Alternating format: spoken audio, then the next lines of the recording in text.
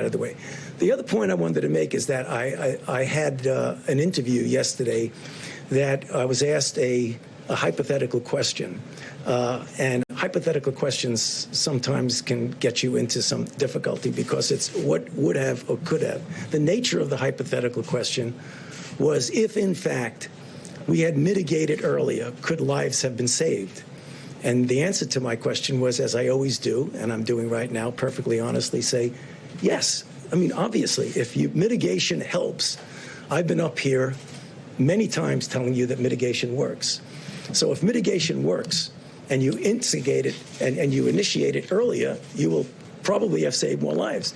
If you initiated it later, you probably would have lost more lives. You initiated at a certain time. That was taken as a way that maybe somehow something was at fault here. So let me tell you from my experience, and I can only speak from my own experience, is that we had been talking before any meetings that we had about the pros and the cons, the effectiveness or not of strong mitigations.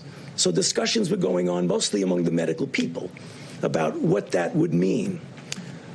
The first and only time that Dr. Birx and I went in and formally made a recommendation to the president to actually have a, quote, shutdown in the sense of not really shutdown, but to really have strong mitigation.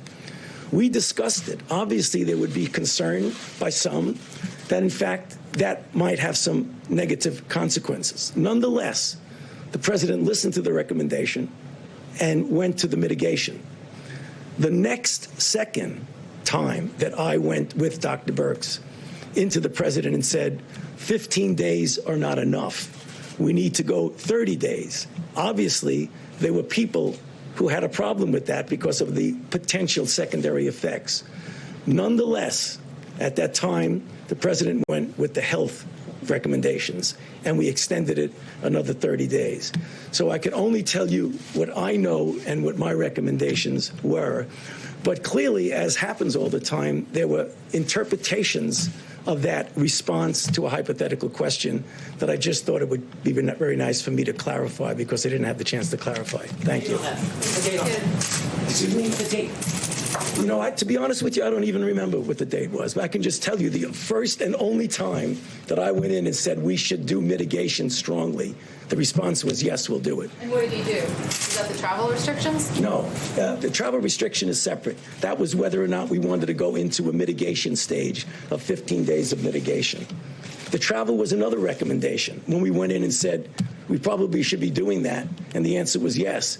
And then another time was we should do it with Europe, and the answer was yes. And the next time we should do it with the UK, and the answer was yes. In this interview, you said there was pushback. Yeah. Where did that pushback come from? No, it wasn't, and that was the wrong choice of words. You know what it was? When people discuss, not necessarily in front of the president, when people discuss, they say, well, you know, this is going to have maybe a harmful effect on this or on that. So it was a poor choice of words. There wasn't anybody saying, no, you shouldn't do that. Are you doing this voluntarily, or did the president? No, I'm doing it. Everything I do is voluntarily. Please, don't even imply that.